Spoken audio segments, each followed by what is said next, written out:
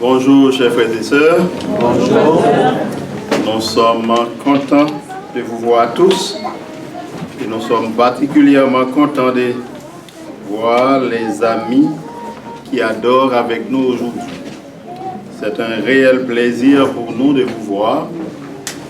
Laissez votre maison et venir ici pour pouvoir adorer notre Seigneur et notre Dieu. Nous disons à chacun de vous, bon courage dans le Seigneur. Jésus revient bientôt. Nous avons besoin de nous préparer pour pouvoir les recevoir et aller vivre l'éternité en sa compagnie. La compagnie de Jésus, pour ce qu'il nous réserve, c'est un monde sans problème. Nous ne serons jamais malades. Nous ne pleurons jamais le départ d'un être cher. Nous n'aurons pas les difficultés que nous avons dans cette vie. Certaines fois, nous passons des nuits sans sommeil parce que nous avons appris une mauvaise nouvelle. D'autres fois, nous souffrons nous-mêmes. Certaines fois, c'est d'autres personnes qui souffrent. Mais le jour viendra où la souffrance sera bannie pour l'éternité. Le jour viendra où la mort sera engloutie dans la victoire. Le jour viendra où nous serons réellement heureux. Prions pour que ce jour vienne le plus vite possible. Mais davantage, prions pour que nous puissions être prêts afin de faire partie dans ce monde. Nous vous souhaitons à chacun de vous une bienvenue tout à fait spéciale. Ce matin, nous prenons plaisir à saluer notre sœur Anna Assiblé, la mère de Tania, qui est avec nous aujourd'hui, qui adore avec nous. Sœur Assiblé, si ça ne vous dérange pas, nous vous merci beaucoup. C'est la mère de Tania. Vous voyez comment elle est jeune? Nous vous souhaitons de passer un très bon séjour à Montréal. Je regarde pour voir si on avait affiché mon titre, comme la semaine dernière on n'avait pas l'affichage, l'écran. La technologie nous faisait défaut la semaine dernière, donc je ne peux pas faire ce que j'avais fait la semaine dernière, n'est-ce pas vrai? Okay, c'est bien ça.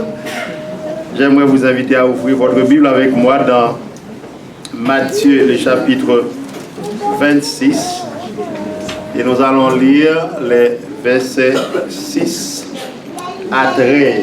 Matthieu 26, 6 à 13. Nous donnons la Sainte Seine aujourd'hui. Donc le sermon ne va pas être long. De toute manière, je ne prêche pas long. C'est rare que ça arrive, que je prêche long. Mais ça ne va pas être long, ça va être assez court pour ne pas vous ennuyer. Et rester participer avec nous dans le service de Sainte Seine. Matthieu, le chapitre 26, les versets 6 à 13. Comme Jésus était à Béthanie, dans la maison de Simon le lépreux, une femme s'approcha de lui, tenant un vase d'albâtre qui renfermait un parfum de grand prix. Et pendant qu'il était à table, elle répandit le parfum sur sa tête. Les disciples, voyant cela, s'indignèrent et dirent: à quoi bon cette perte? On aurait pu vendre ce parfum très cher et en donner le prix aux pauvres. Jésus, s'en étant aperçu, leur dit: pourquoi faites-vous de la peine à cette femme? Elle a fait une bonne action à mon égard, car vous avez toujours des pauvres avec vous, mais vous ne m'avez pas toujours. En répandant ce parfum sur mon corps, elle l'a fait pour ma sépulture. Je vous l'ai dit en vérité, partout où cette bonne nouvelle sera prêchée dans le monde entier, on racontera aussi en mémoire de cette femme ce qu'elle a fait. Prions le Seigneur. Notre Dieu, notre Père,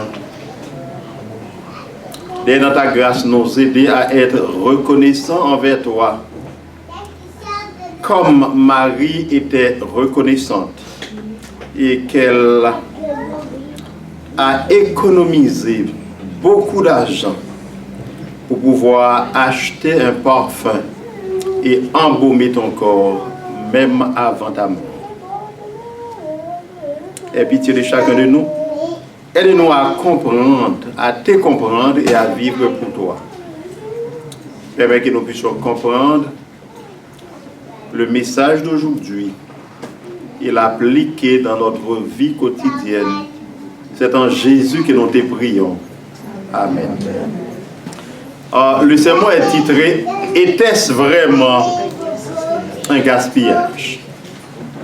Était-ce vraiment un gaspillage? Le gaspillage, c'est l'action de gaspiller, de dépenser sans compter, de consommer sans discerner, d'acheter sans réfléchir et même de donner sans penser. Le gaspillage est toujours négatif et il provoque toujours l'indignation de certaines personnes. Le gaspillage des fonds publics par les politiciens soulève toujours l'indignation des payeurs de taxes et certains députés payent cher pour le gaspillage de leur parti ou même certains gouvernements payent cher pour leur gaspillage. Cependant, certaines largesses étiquetées de gaspillage sont l'expression pure et simple de la reconnaissance. Ainsi, Marie, qui était aux prises à de grandes difficultés spirituelles et qui a été guérie, sauvée et rachetée par Jésus, trouvait que c'était normal de dépenser le salaire d'une année de travail pour acheter un parfum précieux pour embaumer le corps de Jésus avant sa mort. Le parfum que Marie avait acheté, cela représentait le prix ou bien le salaire d'une année de travail. Évidemment, pour certains disciples qui voulaient économiser ou épargner à tout prix, c'était un gaspillage. Pour tous ceux qui ne voulaient pas exprimer leur reconnaissance, c'était un gaspillage. Pour tous ceux qui ne comptaient pas les bienfaits de Dieu, c'était un gaspillage. Pour certains d'autres, pour certains d'entre nous, mettre ses talents gratuitement au service de l'Église, c'est du gaspillage. Voilà pourquoi certaines fois les nominations arrivent, une commission travaille, on fait appel à certaines personnes et puis ils font le calcul. Si j'accepte ce poste à l'église, j'aurai à participer à certains comités, j'aurai à faire ceci, à faire cela, et puis nous n'avons pas de temps pour cela. Parce que mon temps est trop précieux pour le mettre au service de Dieu. Mon temps est trop précieux pour le mettre au service de son église, donc je n'ai pas le temps. Quelqu'un d'autre le fera, mais pas moi. Pour ces gens-là, ces autres personnes qui prennent le temps de servir l'église, de travailler à l'église, de servir Dieu, c'est des gens qui ne savent pas la valeur de leur temps. Ce sont des gaspilleurs ou des gaspilleuses. Mettre 2 heures de temps, 3 heures de temps, 5 heures de temps au service de Dieu par semaine, ce n'est pas un gaspillage. Mais il y a beaucoup de gens qui pensent que c'est du gaspillage. Il y a même certaines personnes qui, Quand il voit quelqu'un venir à l'église et donner généreusement sa dîme et ses offrandes, il y a certaines personnes qui pensent que c'est du gaspillage. Pourquoi donner de l'argent à l'église? Certains vous diront même que l'église adventiste a beaucoup d'argent. Ces gens-là ne savent même pas quoi faire avec de l'argent. Où est-ce qu'ils ont trouvé cette information? Je ne sais pas. Et ça fait longtemps depuis que je suis adventiste, ça fait longtemps depuis que je suis pasteur. Je n'ai pas cette information-là. Mais ils vont vous dire que l'église a beaucoup d'argent. Alors, le message qu'ils vous envoient, ne donnez pas votre dîme à l'église. Ne donnez pas d'offrande à l'église parce que l'église a beaucoup d'argent. Donc, gardez ce que vous avez, vous qui peinez à travailler certaines fois pour le salaire minimum, vous ne donnez pas votre dîme. Ne donnez pas votre offrande non plus. Chers frères et sœurs, même si l'église aurait beaucoup d'argent, il faut quand même donner sa dîme et ses offrandes. Vous ne donnez pas pour un pasteur, vous ne donnez pas pour la conférence générale, je ne parle même pas de la Fédération du Québec, vous donnez parce que Dieu vous demande de donner. Ce n'est pas du gaspillage si vous donnez votre argent à l'église, Dieu vous demande de contribuer pour la bonne marche de son œuvre, vous contribuez tout simplement. Vous faites un acte de foi, même si ce que vous avez ne suffit pas pour vous. D'ailleurs, ce que vous avez, ce que j'ai, ne suffit pas vraiment pour résoudre nos problèmes. Et ce que nous aurons ne suffiront jamais pour résoudre nos problèmes. Nous faisons un acte de foi et celui qui est le propriétaire du ciel et de la terre, celui qui a créé l'univers, celui qui nous a créés, il prendra soin de nous. Donner sa dîme et ses offrandes à l'église, ce n'est pas un gaspillage. Mais le texte avait commencé par dire quelque chose sur lequel j'aimerais attirer votre attention. Comme Jésus était à Béthanie. Et nous sommes à Béthanie aujourd'hui et nous croyons que Jésus est avec nous. Parce qu'il a dit dans sa parole, là où 2 ou 3 s'assemblent en mon nom, je suis au milieu d'eux. Donc Jésus est au milieu de nous, même si nous ne le voyons pas avec nos yeux physiques. Il est là. Comme Jésus était à Béthanie, dans la maison de Simon le lépreux. C'est drôle. À cette époque-là, une personne atteinte de lèpre ne pouvait pas vivre dans sa maison. Il fallait qu'il aille ou qu'elle aille vivre dans un endroit fait pour les lépreux seulement. Mais le texte nous dit que Jésus était à Béthanie, dans la maison de Simon le lépreux. Et Simon était là. Donc il y a un problème. Le problème, c'est que Simon ne devrait pas être chez lui s'il était lépreux. Mais Simon a été guéri de la lèpre. Et voilà pourquoi Simon était chez lui et il recevait Jésus. Et c'est Jésus qui l'avait guéri. Et puisqu'il était guéri de la lèpre, il donnait un festin à Jésus. En fait, Simon, c'était un pharisien. Et les pharisiens n'aimaient pas tellement Jésus. Mais Simon, ayant constaté ce que Jésus a fait pour lui, trouvait que c'était correct, c'était normal, c'était même extraordinaire de faire un festin pour Jésus.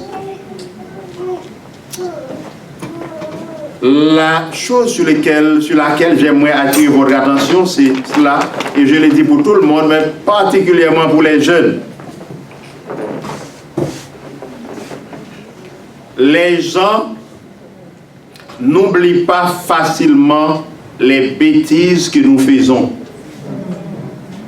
Que nous soyons adultes, vieux, enfants ou jeunes. Les gens n'oublient pas facilement. Mais si un adulte d'un certain âge fait quelque chose de mauvais, les gens ne vont pas l'oublier, mais ils n'ont pas beaucoup de temps pour pouvoir ressasser cette chose. Parce qu'on a un certain âge, les jours approchent, à un certain moment donné, nous allons dormir, on va mourir.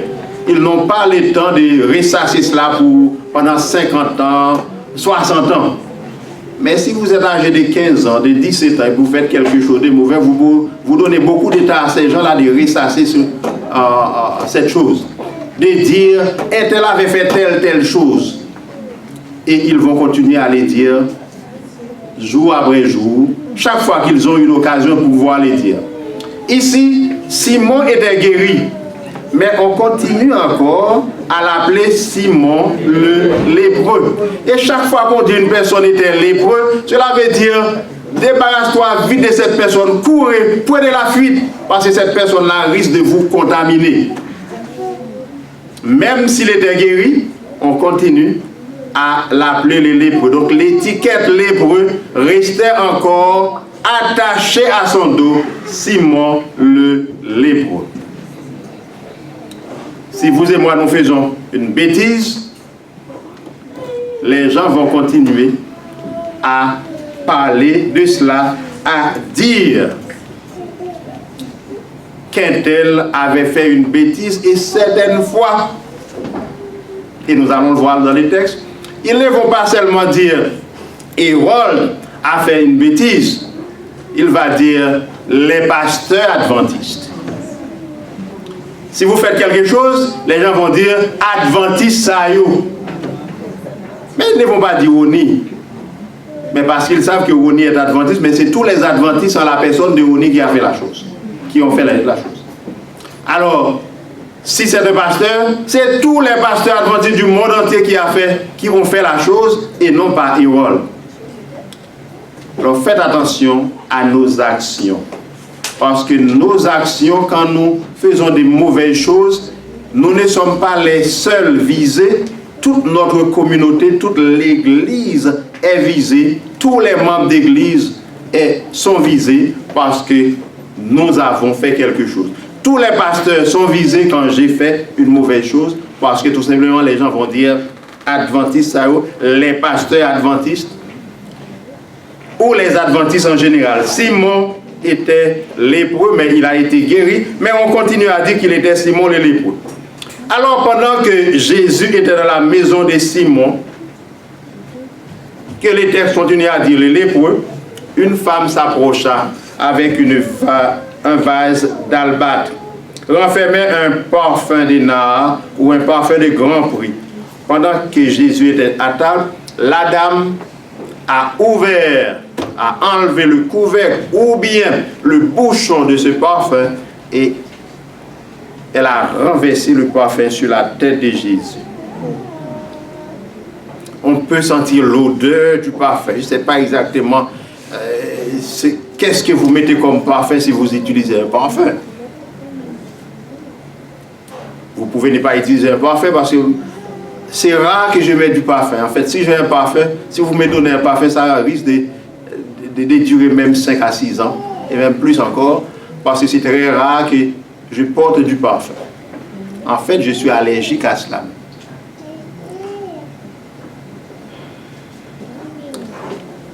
Mais essayons de prendre l'odeur de ce parfum, répandu sur la tête de Jésus. Et comme c'était un parfum de grand prix, ce parfum coûtait au moins le salaire d'une année de travail.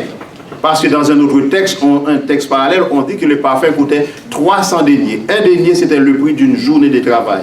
Et l'année de travail des Juifs comprenait 300 jours. Donc, c'était le prix de toute une année de travail. Alors, le texte nous dit, les disciples, voyant cela, s'indignèrent. Jésus était dans la maison, mais il était accompagné de ses disciples.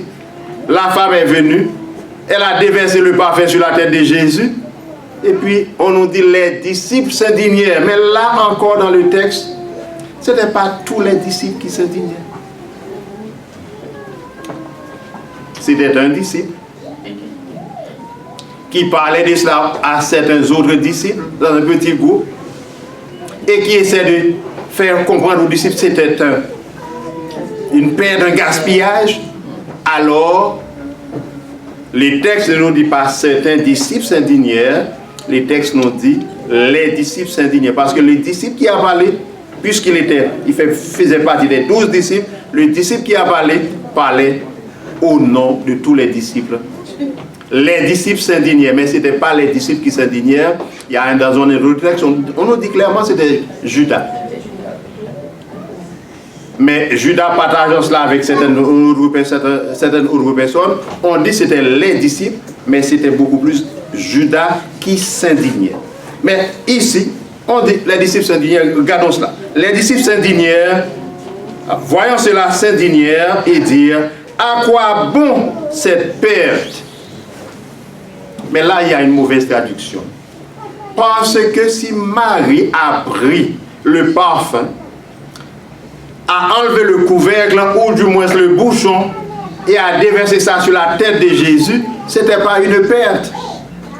Pourquoi? Parce qu'une perte serait de préférence que le parfum était là par terre, et puis par inadvertance, quelqu'un aurait passé et ses pieds avaient touché le parfum, la bouteille est tombée, soit qu'elle est brisée, ou du moins le couvercle est sorti et le parfum est répandu par terre. À ce moment-là, on parlerait d'une perte. Mais si la personne l'a fait, c'était une action délibérée, donc ce n'était pas une perte. Mais on traduit de préférence à quoi bon cette perte. Ce que les disciples voulaient dire, à quoi bon ce gaspillage? Ce n'était pas à quoi bon cette perte, c'est une mauvaise traduction. À quoi bon ce gaspillage? Pourquoi gaspiller ce parfum? Et puis il donne une raison tout de suite. On aurait pu vendre ce parfum très cher et en donner le prix aux pauvres.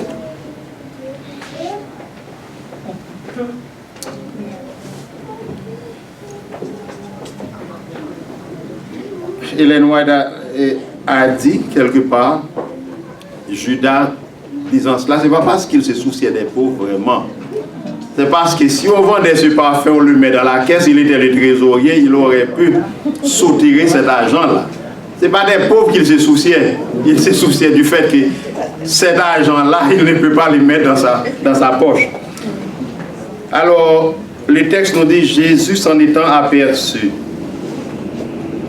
leur dit, pourquoi faites-vous de la peine à cette femme? Elle a fait une bonne action à mon égard, car vous avez toujours les pauvres avec vous, mais vous ne m'avez pas toujours. À quoi bon faire de la peine à cette femme? Elle a fait une bonne chose à mon égard et puis vous lui faites de la peine. Vous voulez prendre soin des pauvres, vous allez avoir beaucoup de temps. Parce que vous allez toujours avoir des pauvres avec vous. Et ce que Jésus avait dit à ce moment-là est encore valable pour aujourd'hui. Nous allons toujours avoir des pauvres avec nous. Il y a des gens qui sont pauvres parce que tout simplement, c'est pas parce qu'ils n'ont pas le moyen de vivre, parce que tout simplement, ils ne gèrent pas bien ce qu'ils ont. Il y a des gens qui voulaient donner $1 million aujourd'hui, dans 10 ans, s'ils arrivent dans 10 ans, ils seront pauvres. Parce qu'ils ne savent pas comment gérer quoi que ce soit. Il y a d'autres qui n'ont vraiment pas de moyens, mais le peu qu'ils ont, ils vont bien le gérer. Alors, vous allez toujours avoir des pauvres avec vous. Mais vous ne m'avez pas toujours. Ne faites pas de la peine à cette femme parce qu'elle a fait une bonne chose à mon égard. En répandant ce parfum sur ma tête, qu'est-ce qu'elle a fait? Elle a embaumé mon corps pour ma sépulture.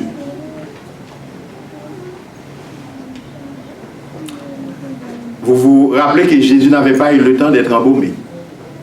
Il était mort sur la croix. On amenait le cadavre. Et les femmes qui étaient là, voyant que le sabbat arrivait, étaient retournées pour observer la loi correctement. Et elles se disaient, nous allons après le sabbat. Et le dimanche matin, quand elle était arrivée au tombeau, Jésus était déjà ressuscité. Donc le corps de Jésus n'avait pas eu le temps d'être embaumé.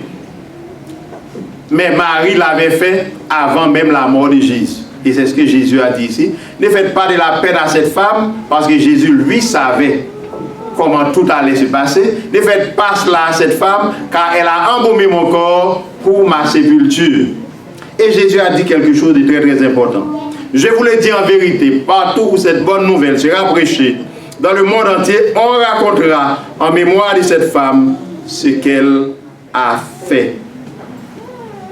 Et aujourd'hui encore, nous parlons de Marie, qui a embaumé le corps de Jésus avant la mort de Jésus. Nous parlons encore de Marie, qui avait fait une très bonne action parce qu'elle a économisé beaucoup d'argent pour acheter un parfum, parce qu'elle voulait dire à Jésus, Seigneur, je suis très reconnaissante envers toi. Je suis très très contente du fait que tu m'as sauvé. Tu m'as enlevé de la boue du péché dans laquelle je nageais.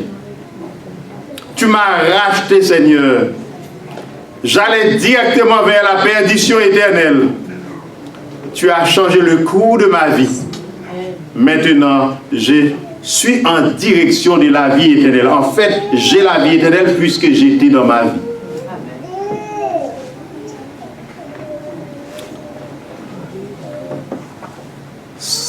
Vous vous rappelez de l'histoire de la parabole du fils prodigue? Cette parabole, récemment on a prêché, Jackson a prêché sur cela ici. Cette parabole, on devrait l'appeler tout simplement la parabole du père prodigue. Parce que le père a donné ses biens à son fils, qui lui demandait la partie de son héritage, alors qu'il n'avait pas le droit. Le fils n'avait pas le droit et le père aurait pu l'envoyer promener. Mais il lui a donné quand même cette partie. Le fils a tout gaspillé. Il est revenu, le père a ouvert ses deux bras pour pouvoir le recevoir. Et en plus de tout cela, il a fait une fête pour le fils. Il l'a rétabli. Donc ce n'était pas seulement le fils qui était prodigue. Le père était un père prodigue. Mais savez-vous que notre Père est prodigue parce qu'il agit encore. Il exerce sa prodigalité pour vous et pour moi. Parce que ce Père prodigue, sachant qui vous êtes, qui je suis, et le monde qui nous entoure, il est Dieu de toute éternité, il sait tout. Comment se fait-il qu'il a envoyé son Fils unique mourir pour un monde comme notre monde? Comment se fait-il qu'il a envoyé son Fils unique mourir pour vous et moi? Vous connaissez votre vie, je connais ma vie. N'est-ce pas un fils prodigue? Tout ce qu'il espère, c'est que nous allons comprendre et nous allons un jour ou l'autre cesser les péchés, retourner à lui. Et lui, il va ouvrir ses deux bras pour pouvoir nous recevoir et faire la fête. En fait, il prépare déjà une fête pour nous. Une grande fête pour tous les rachetés. En fait, la fête est préparée pour le monde entier. Malheureusement, il y a des gens qui s'entêtent dans le péché et qui ne vont pas revenir à lui. Mais il prépare la fête pour chacun de nous. Nous sommes tous des pécheurs, mais nous ne serons pas perdus à cause de nos péchés si nous acceptons Jésus comme notre Seigneur et Sauveur personnel. Dieu sait tous les péchés que nous allions commettre. Il sait tous les péchés que nous commettons et tous les péchés que nous commettrons. Mais il nous aime quand même. Jésus connaissait la vie de Marie. Mais il a attiré Marie à lui. Il l'a pardonné. Il l'a racheté. Et il a fait un tournant de 180 degrés, pour ne pas dire 360, avec Marie. Et Marie prenait une autre direction, la direction de la vie éternelle. Vous et moi, nous pouvons faire la même chose si nous acceptons Jésus comme notre sauveur personnel. Ce que Marie avait fait, ce n'était pas un gaspillage. Mais c'était de préférence un geste délibéré, un geste d'amour, un geste qui veut dire, Seigneur, merci. Merci pour tout ce que tu as fait pour moi. je n'ai pas beaucoup, mais ce que j'ai, je vais te faire comprendre par ce geste que je t'apprécie et je t'apprécierai beaucoup. Ce que Dieu a fait pour nous, ce n'est pas un gaspillage, la mort de son fils. C'est un geste qui veut dire, je vous aime tellement, je vous ai créé, je vous aime tellement que je ne veux rien négliger pour vous. Je ne veux rien épargner pour vous. Je vais faire le sacrifice ultime pour que vous puissiez savoir que je vous aime, espérant que vous acceptiez mon amour et que vous reveniez à moi. Voilà pourquoi Dieu avait envoyé Jésus mourir pour vous et moi. Aujourd'hui, nous allons participer aux emblèmes du corps et du sang de Jésus. Symbole qui nous rappelle que nous servons un Dieu d'amour. Un Dieu qui nous aime tant que les gens pouvaient dire c'est un Dieu prodigue. Un Dieu qui nous aime tant que certaines personnes pourraient pu dire pourquoi il a gaspillé la vie de son fils.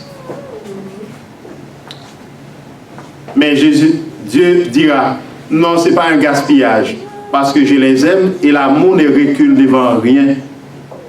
Voilà pourquoi je les montre que je les aime et je les aime réellement. Je les aime avec tout mon cœur, je les aime totalement, je les aime complètement et je veux qu'ils sachent cela. J'espère qu'ils comprennent et qu'ils viennent à moi parce que je veux qu'ils aient la vie éternelle. Père Dieu dans sa grâce, nous aider à être des gens qui l'aiment d'une certaine manière que les gens pourraient dire, mais lui, il est vraiment un gaspilleur parce qu'il gaspille son temps pour Dieu en travaillant dans son église. Lui, il est vraiment un gaspilleur parce qu'il prend soin de son église en donnant 10 000 offrandes. Lui, il est vraiment un gaspilleur parce qu'il prend le temps de partager l'évangile aux autres. Où est-ce qu'il trouve tout ce temps alors que moi, je dois faire ceci, je dois faire cela, je n'ai pas ce temps-là? Dieu dira, mais non, il n'est pas un gaspilleur. C'est une personne qui m'aime parce qu'il sait que je l'aime et l'amour attire l'amour. Mon amour l'attire. Et ce faisant, il va m'aider à trouver beaucoup de pécheurs. Dieu dans sa grâce, vous aider à comprendre et à vivre pour lui. Non, ce n'était pas un gaspillage. C'était des préférences, un geste délibéré. Dieu ne veut pas que nous soyons des gaspilleurs, il veut que nous soyons des gens qui prennent des décisions avec nos têtes sur nos épaules, mais sachant que nous prenons ces décisions par conviction pour lui, sachant qu'il nous aime et nous l'aimons en retour. Dieu nous aider à comprendre ça. Amen.